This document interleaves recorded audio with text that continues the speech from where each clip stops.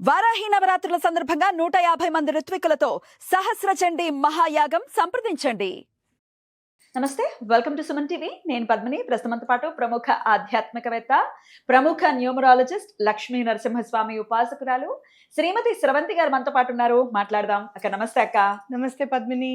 అక్క, జ్యేష్ఠ శుక్లపక్ష దశమి వస్తోంది. దశపాపహర దశమిగా జరుపుకునేటటువంటి బ్యూటిఫుల్ డే గుర్తుందా మీకు? గుర్తుంది. ఏమిటి? మనం కాశీకి వెళ్ళినప్పుడు దశపాపహర దశమి గురించి మళ్ళీ మాట్లాడుకున్నాం కదా.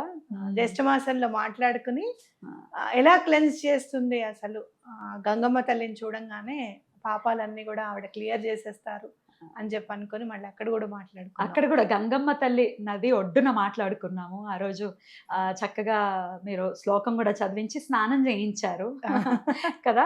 మనం ఆషాఢ పౌర్ణమికి వెళ్ళినప్పటికీ సో అసలు నాకేంటో జ్యేష్ఠ మాసంలో వెళ్ళాం అనుకుంటున్నా నేను. అంటే గంగమ్మ తల్లి దగ్గర మాట్లాడుకున్నాం కదా దశపాపహర దశమి అని. అట్లా రిజిస్టర్ అయిపోయింది. దశపాపాలు ఏమున్నాయి అని చెప్పి కూడా చాలా క్లియర్ గా మాట్లాడుకున్నాం. మరొక మారు వస్తోంది. రేపు 24వ తారీఖు దశపాపహర దశమి. మరి ఎలా వినియోగించుకోవాలి ఆ రోజుని? అందరూ కాశీలో ఉండకపోవచ్చు, కానీ మరి ఇక్కడ ఉండే వాళ్ళు ఎలా గంగమ్మ తల్లి అనుగ్రహాన్ని పొందాలి, పొందితే వచ్చేటటువంటి ఫలితం ఏమిటి, ఇవన్నీ ఒక్కసారి మీ ద్వారా. తప్పకుండా చెప్తాను. ఈ రోజు గంగమ్మ తల్లి దివి నుంచి భూమికి వచ్చిన రోజు కాబట్టి ఆ రోజు ఆవిడ ఉత్సవం కూడా గంగోత్సవం కూడా చేసుకుంటారు. అలాగే దశపాపహర దశమి అంటే క్లెన్స్ చేసేస్తుంది. అంటే మనకి చెప్పడం చూడు సనాతన ధర్మము. వాటర్ ఎలాంటి దాన్నైనా సరే క్లెన్స్ చేస్తుంది అనేది మనం గుర్తుపెట్టుకోవాలి. ఇవి ఇప్పుడు వచ్చాయి, మేము ఇప్పుడు వింటున్నాము, మేము అక్కడ వినలేదు, మేనిఫెస్టేషన్స్ అవి అని అంటారు. కానీ నిజంగా చెప్పాలి అని అంటే ధర్మంలో అలా ఇమిట్ చేస్తారు. ఇంకోటి సంవత్సరానికి ఒకసారి రావడం ఏంటి అని అంటే మనం ఎప్పుడు కూడా మేము ఏ పాపము చేయలేదమ్మా, మేము ఏ పాపం చేయలేదని మనం అనుకుంటుంటాం. కానీ రోజు చేసే దానిలో ఏదో ఒకటి మనం చేస్తూనే ఉంటాం.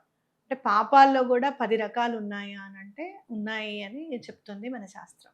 అయితే చాలా వివరంగా చెప్పుకుందాం. ఎందుకు అని అంటే ఎవరైనా మేమేం పాపం చేయలేదండి, మేము ఎప్పుడు న్యాయమే చేశాము అని అనుకున్నప్పుడు అసలు మనం అయ్యో ఈ సందర్భంలో మనం ఈ మాట అన్నాం కదా అని చెప్పి మనం క్లియర్ చేసుకోవచ్చు. అయితే మొదటగా ఏంటి అని అంటే వాచంతో, అంటే మాటల ద్వారా చేసేవి 4 రకాలు పాపాలు. అవి ఏంటి అంటే అసత్యం, ఇలా ఇతరులను మోసం చేయడానికి లేదా లబ్ధి పొందడానికి అసత్యాలు పలకడం. అయ్యో ఇక్కడ అబద్ధం ఆడితే వీడి ప్రాణం నిలబడుతుంది అని అంటే అక్కడ అబద్ధం ఆడినా తప్పులేదు, కానీ వేరే వాళ్ళ నుంచి లబ్ధి పొందడానికి ఇక్కడ ఏదైనా ఈ మాట చెప్తే మనకి మంచి జరుగుతుంది, వాళ్ళ మీద చెప్పేద్దాంలే, నేరం అబద్ధం చెప్పేద్దాంలే, అలా అనుకున్నవన్నీ కూడా అసత్య వాక్యం. అలాగే పరుష వచనాలు అంటే తిట్టడం, కఠినమైన పరుషమైన లేదా ఇతరుల మనస్సును గాయపరిచే పదాలను ఉపయోగించడం. కమెంట్స్ రూపంలో కూడా ఇవి నిజంగానే అసలు మనస్సులు గాయపడేలాగా కమెంట్స్. ఇంత చెప్తున్న నాకు కూడా బాధపడకండి అని చెప్తున్న నన్ను కూడా స్తబ్ద అంటే మొత్తం మైండ్ అంతా బ్లాంక్ అయిపోయి ఏం మాట్లాడలేకపోయాను ఆ రోజు. గుర్తుందా నీకు? చీర గురించేనా? ఆ చీర గురించి. మీరు పట్టు చీర కట్టుకోకండి, నార్మల్ చీర కట్టుకోండి. కొన్నాళ్ళు ఎప్పుడైనా ఫంక్షన్లు ఉన్నప్పుడు కట్టుకోండి అని అంటే మనం ఏం చీర కట్టుకోవాలో కూడా పరాయి వాళ్ళు నిర్ణయించే స్థాయికి మనం దిగజారిపోయామా? అంటే పట్టు చీర కట్టుకుంటే ఆనందంగా ఉన్నట్టేనా? కాదు కదా. అయినా ఆవిడ అలా చీరలు కట్టుకోవాలని మేము రిక్వెస్ట్ చేస్తున్నాం. నేను 2-3 సార్లు చాలా ఎట్లా అంటే నేనైతే నా కళ్ళతో నేను చూడలేకపోతున్నా. ఈవెన్ మా అమ్మ కూడా ఇంట్లో అబ్బా ఏంటి ఇది ఇలా ఉన్నారు అని అన్న సందర్భాలు ఉన్నాయి. వద్దు అని అంటే మళ్ళీ కొంచెం ఉన్న వాటిల్లో తీసుకొని కట్టుకుంటున్నాను. నిజం చెప్పాలంటే కాటన్ చీరలు 10 కొనుక్కున్నా, మళ్ళీ కొనాలంటే బాధ అనిపించింది. ఇదేంటి ఇంట్లో ఉన్న వదిలేసుకుని కొత్తగా కొనుక్కుని వేసుకోవాలన్నా బాధే కదా. ఏదైనా కొత్త చీర కట్టుకుంటే ఆయనకు దండం పెట్టందే బయటికి రాను నేను. అలాంటిది కొత్త చీర కట్టుకుని పెట్టకుండా కళ్ళమని నీళ్ళు పెట్టుకొని గుర్తు చేసుకొని డబ్బులు ఖర్చు పెట్టుకోవడం ఇవన్నీ ఏంటి అని చెప్పి నన్ను నేనే సంధాయించుకున్నాను. మళ్ళీ ఇవన్నీ చాలా ఉంటాయి. సో ఇటువంటివి కూడా పరుషవచనాలు అంటే అవతల వాళ్ళని మీరు మంచిగా చెప్పారు, కరెక్టే. అయ్యో పట్టు చీర కట్టుకుంటే ఎవరైనా ఏమైనా అనుకుంటారేమో అన్న కాయిన్ కూడా ఉండుండొచ్చు. అదే, కానీ మాట్లాడేటప్పుడు అది పబ్లిక్ ప్లాట్ఫామ్, కరెక్ట్, అందులో కామెంట్ పెట్టకూడదు కరెక్ట్ అనేది గుర్తుపెట్టుకోవాలి మనం. ఇంకోటి సభ్యత లేని మాటలు. అసభ్యంగా మాట్లాడడం, సమాజంలో వినడానికి అసహ్యకరమైన, అవమానకరమైన లేదా అశ్లీలమైన భాషను వాడడం. నిజంగా చెప్పాలి అంటే స్కూల్ పిల్లల్లో కూడా ఈ మధ్య నేను చాలా వింటున్నాను. మా చిన్ను వాళ్ళ ఫ్రెండ్స్ మాట్లాడుతుంటే అబ్బాబ్బా ఏంటి నాకు భయం వేస్తోంది అని అంటే, మా చిన్ను చెప్పిన మాట ఏంటి అని అంటే, నాకు అమ్మా ఇది కామన్, నువ్వేం మాట్లాడుతున్నావు, నువ్వేమిటి అనుకుంటున్నావు, ఇదంతా కామన్ అమ్మా అని చెప్తే నేను ఆశ్చర్యపోయిన సందర్భం అనమాట. ఆ లాంగ్వేజ్ మీరు చూడండి, పిల్లల్లో కూడా ఇది మాట్లాడకూడని మాటలతో కన్వే చేసుకుంటున్నారు మెసేజెస్ని. అది చాలా కష్టతరంగా ఉంది వినడానికి కూడా. అది గమనించుకోవాలి మనం కూడా. సో ఎక్కడ కూడా అసభ్యత అనే దానికి మనం తావివ్వకూడదు. అనవసరమైన ప్రలాపాలు, పనికిరాని విషయాలు, చాడీలు లేదా ఇతరులను కించపరిచే మాటలు మాట్లాడడం. నేను ఎప్పుడు అంటూ ఉంటాను చూడు, వాళ్ళు 1 అంటే మన దగ్గరికి వచ్చేటప్పటికి, నా దగ్గర నుంచి నీ దగ్గరికి వచ్చేటప్పటికి 1.25 అవుతుంది, కొంచెం ఏదో ఒకటి మిక్స్ మసాలా యాడ్ అవుతుంది అమ్మాయి అని చెప్తూ ఉంటాను చూడు. ఇలాంటివి అనమాట. మనసుతో చేసేవేంటి, దురాశ, అంటే వేరే వాళ్ళ ద్రవ్యం మీద ఆశపడడం, అబ్బా వాళ్ళు ఎంత సంపాదించుకుంటున్నారో అని అనుకోవడం. అలాగే ద్రోహ చింతన, అంటే ఇతరులకు కీడు చేయాలని, హాని తలపెట్టాలని మనసులో ఆలోచించడం. అలాగే అపనమ్మకం, నాస్తికత్వం, ధర్మం, దైవం వైపు, సత్యం మీద నమ్మకం లేకపోవడం లేదా నిందించడం.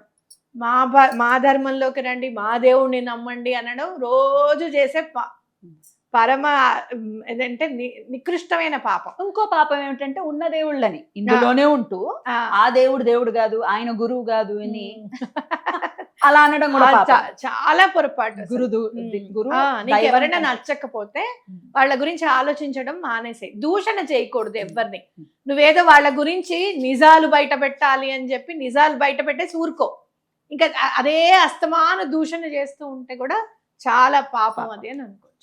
కర్మణ అంటే శరీరం ద్వారా చేసేవి, ఇక్కడ మాటలతో చేసేవి, మనసుతో చేసేవి. చూసా, శరీరంతో ఏం చేస్తాం అంటే హింస. అస్సలు అంటే ప్రాణం ఉన్న జీవులకు కారణం లేకుండా శారీరకంగా, మానసికంగా హాని చేయడం. వెళ్తుంటే కుక్కను రాయితో కొట్టేవాళ్ళని నేను చాలా మందిని చూసాను. అలాగే పరస్త్రీ,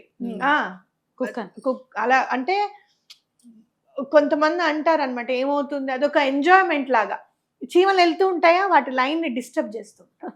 నేను చాలా మందిని చూసాను అట్లా. కుక్కల్ని, చీమల్ని ఓకే, ఒక ఈ మధ్య చాలా మంది తల్లులక ఇల్లీగల్ అఫైర్స్ పెట్టుకుని పిల్లల్ని చంపేస్తారు. చిన్న బాబుని ఇట్లా కొట్టి బట్టల్ని ఉతికితే ఎట్లా ఉతుకుతారో అలా కొట్టి చంపేస్తారు కదా. తల్లి కూడా, తల్లి చంపింది. నిన్న ఇన్స్టాలో అదంతా చూస్తుంటే అసలు అది తల్లేనా నాకు అని అనిపిస్తుంది. ఇది మాట్లాడుకుందాం, అసలు వీళ్ళు ఎందుకు ఇలా చేస్తారా అనే దాని మీద నేను నిన్న సైకలాజికల్ గా ఒకటి రాసుకున్నాను. ఇది ఎందుకు చేస్తారు ఇట్లా అనేది మాట్లాడుకుందాం. ఇక్కడ అందుకే వస్తోంది ఏమని, పరస్త్రీ పరపురుష గమనం, ఇతరులతో, భార్యలతో, భర్తలతో అక్రమ సంబంధాలు ఉండకూడదు. ఈ పాపం ఏం చేస్తుందంటే అంత పెద్ద పాపం చేయడానికి పునాది అనమాట. అందుకనే చేయకూడదు. అపాత్ర దానం, దొంగతనం. చక్కగా అపాత్ర దానం మాత్రం చాలా బాగా చేసింది మా అమ్మ. మేము మేము బతికున్నంత కాలం దశపాపహర దశములు చెప్తూనే ఉండాలి ఆ పాపాన్ని పోగొట్టుకోవడం. నిజంగా. కానీ దానం చేసేటప్పుడు ఇది పాత్ర దానం, అపాత్ర దానం అని మనకి ఎలా తెలుస్తుంది? ఒక మనిషి వచ్చి నేను అప్పు చేశాను, మా అమ్మ సంగతి చెప్తున్నాను, నేను అప్పు చేశాను అన్నాడు. నువ్వే తీర్చాలి అంటే, ఒకసారి తీర్చావు బాగుంది, రెండోసారి తీరుస్తావా, మూడోసారి తీరుస్తావా? ఏమిటి అసలు ఆ నమ్మకం ఏంటి? నీకెవరన్నా కానివ్వు, నీ బ్లడ్ కానివ్వు, లేదంటే నీ ఫ్రెండ్ కానివ్వు, ఇంకోళ్ళు కానివ్వు, నీ పరువు పోతుందని వాళ్ళ అప్పు తీర్చడం ఏంటి? పరువు అంటే ఏంటి? నీ పిల్లలకి నువ్వు ఇవ్వడం, నువ్వు దాచుకోవడం, అది పరువు, అంతే కదా, ఇంకోటి ఏదో కాదు. సో ఈ అపాత్ర దానం అంటే అది హెల్పింగ్ కూడా, ఆ హెల్ప్ కూడా అట్లా చేయకూడదు, అంత మరీ టూ మచ్ హెల్ప్ కూడా చేయకూడదు. మన కడుపులోంచి తీసి పెట్టాల్సింది కేవలం మన పిల్లలకి, మన తల్లిదండ్రులకి, సహోదరులకి, సిబ్లింగ్స్కి, అవన్నీ కాదు, వాళ్ళు కానే కాదు. ముందు తల్లిదండ్రులు ఇంపార్టెంట్, తర్వాత పిల్లలు ఇంపార్టెంట్, వీళ్ళకే చేయాలి. అసలు మేము చేసుకోలేమండి, మాకు చాలా కష్టతరంగా ఉందన్న వాళ్ళకి సహాయం చేయి. అది అపాత్ర దానం చేయకుండా ఉండడం అనేది. అదే ఈ పాపాలను మనకు తెలియకుండానే చేస్తూ ఉంటాం. అపాత్ర దానం మేము చెయ్యమండి అని అంటూ ఉంటారు. జనరల్గా ఆడవాళ్ళు ఈ మిస్టేక్ చేస్తారు. నేను ఆడదాన్ని అయినా కూడా చెప్తున్నా, ఇటు అత్తగారు వాళ్ళకి ఏం హెల్ప్ చేయడానికి మనకి చేత కాదు. తల్లి తరపుల వాళ్ళ మాత్రం తమ్ముడు అని అంటే చాలు, అన్నగారు అంటే చాలు, ఎక్కడ లేని ప్రేమ వచ్చేస్తుంది మనకి. ఆ వదిన గారికి మరదలకి కూడా తెలియకుండా, హస్బెండ్ కి కూడా తెలియకుండా చేసేస్తారు పుట్టింటికి అని అంటే. అది కూడా అపాత్ర దానం కిందకే వస్తుంది. నువ్వేమైనా చెయ్యాలి అని అనుకుంటే వాళ్ళకి 10,000 ఇవ్వాలి అని అనుకుంటే ఒక 1,000 రూపాయలు ఇవ్వు, నీ మొగుడికి తెలిసి, భర్తకి తెలిసి, ఇంట్లో వాళ్ళకి తెలిసి. భర్తకు తెలియకుండా చేయకూడదు. చాలా తప్పు, పొరపాటు. ఏ ఇల్లు అయితే పుట్టింటికి వెళ్తుందో ఆ సొమ్ము వాళ్ళు పైకి రారు, వీళ్ళు పైకి రారు. నేను చాలా జీవితాలు చూసాను. ఇక్కడైతే ఆడపిల్ల సొమ్ము ఉత్తిగా తినేవాళ్ళని నేను చాలా మందిని చూసాను. ఆ ఇల్లు పైకి రాదు, ఈ ఇల్లు పైకి రాదు. నేను చూశాను, నా కళ్ళారా నేను చూశాను జీవితాలు. కాబట్టి చెప్తున్నా. ఎందుకు అని అంటే లేడీస్ ని మనకి చాలా ఎనర్జీ ఉంటుంది, పత్ని వి కెన్ డూ ఎనీథింగ్ అనేది మన మైండ్ లో చాలా ఉంటుంది, మనం చేయగలుగుతాం కూడా. దాన్ని మనము ఇలాంటి వాటికి నెగటివ్ థింగ్స్ కి మనం యూజ్ చేయకూడదు అనేది గుర్తుపెట్టుకోవాలి. మరి ఏం చేయమంటారు దసరా పారదర్శి? ఇవి ఎవరో ఒకళ్ళు ఏవో నిజంగానండి చేసామండి అని అనుకుంటూ ఉంటాము. తిట్టుకోకుండా అయితే ఉండదు, ఆ పాపం అయితే ఉంటుంది. కాబట్టి ఏం చేస్తారు అని అంటే, ఇంకొకటి ఈ మధ్య కాలంలో ఏం చేసింది, ఒకళ్ళకి న్యాయం చేయబోయి ఇంకొకళ్ళకి అన్యాయం చేయాల్సి వస్తుంది ఒక్కొక్కసారి, తప్పదు మధ్యవర్తిగా ఉన్నప్పుడు, అది కూడా పాపమే. కాబట్టి ఇలాంటి పాపాలన్నీ కూడా పోగొట్టుకోవాలి అంటే వాటర్ కి మించిన శక్తి దేనికి లేదు. నువ్వు చాలా అమూల్యమైన మాట అన్నావు అక్క, డర్టీని కూడా క్లియర్ చేసేస్తుంది. నిజమే కదా, ఎంత డర్ట్ అయినా కానీ క్లియర్ చేసేస్తుంది, ఇంత కూడా బాధపడదు అని అన్నావు చూసావా. నాకు చాలా నచ్చింది ఆ మాట, మనసుకు హత్తుకుంది. కాబట్టి చక్కగా ఒక కాపర్ చెంబులో నీళ్లు తీసుకొని పసుపు, కుంకుమ, గంధము, 1 రూపాయి కాయిన్, కొన్ని అక్షింతలు అన్ని ఆ నీటికి సమర్పించి దండం పెట్టుకోండి. అలాగే ఈ రోజు ఆంజనేయ స్వామి వారు సువర్చలాదేవిని వివాహం చేసుకున్న రోజు. అంటే భగవంతుడు కూడా ఒక్కొక్కసారి ఆయన అస్కలిత బ్రహ్మచారి, కానీ భార్య పక్కన ఉంటే గానీ నువ్వు ఇది నేర్చుకోవడానికి వీల్లేదు అని అంటే, నేర్చుకొని మీరు చూస్తే రూల్స్ ఎట్లా పాటించాలనేది ఆంజనేయ స్వామిని చూసి నేర్చుకోవాలన్నమాట. సువర్చలాదేవి ఫోటో ఉన్న దానికి ఇలా ఆరా ఉంటుంది ఆవిడది, ఒక పెయింటింగ్ లాగా వేసి ఉంచుతారు ఆరాని, వైట్ కలర్. అంటే ఏంటంటే ఆవిడ అసలు టచ్ చేయలేదన్నమాట. పెళ్లి కేవలం శక్తి ఉండాలి పక్కన మాత్రమే వివాహం ఆడారు, కానీ ఆయన రూల్స్ ని బ్రేక్ చేయలేదు. కాబట్టి ఇలాంటివి ఆ రోజు ఆయనను కూడా మనం స్మరించుకుంటే మనం కూడా అలాంటి రూల్స్ ని బ్రేక్ చేయకుండా పూజలు చేసుకోవడానికి అవకాశం ఉంటుంది ఎంతో కొంత అనేది మనం గుర్తుపెట్టుకోవాలి. తప్పకుండా హనుమాన్ చాలీసా అనేది చదువుకోండి, చేతులైతే దండం పెట్టండి. వీలైతే మీ మొబైల్స్ లో సువర్చల సహిత ఆంజనేయ స్వామి ఇమేజెస్ అని కొడితే మీకు అది తెలిసిపోతుంది. చక్కగా దండం పెట్టుకోండి. మా బాపట్లలో సువర్చల సహిత ఆంజనేయ స్వామి ఉన్నారు. ఎంత పవర్ఫుల్ అంటే అంత పవర్ఫుల్ అన్నమాట. తీసుకెళ్ళండి అక్క. తప్పకుండా తీసుకెళ్తాను, చూపిస్తాను మీకు, మొత్తం బాపట్ల అంతా చూపిస్తారు, గుడి కూడా తప్పకుండా.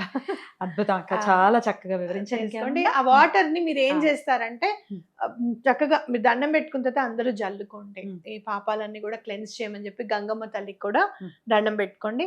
ఆ నీళ్లు మీరు శివాభిషేకం చేసినా పర్వాలేదు, తర్వాత శివాభిషేకం చేసిన తర్వాత అప్పుడు అభిషేకం నీళ్లు జల్లుకోండి. లేదు అని అనుకుంటే గనక ఇంట్లో చెట్లో పోసినా పర్వాలేదు, తులసి చెట్లో కూడా పోయచ్చు. అద్భుతం అక్క, చాలా చక్కగా వివరించారు. చక్కటి రోజుని ప్రతి ఒక్కరు వినియోగించుకోవాలని సందర్భంగా మనవి చేస్తూ కృతజ్ఞతలు అక్క. నమస్తే. నమస్తే.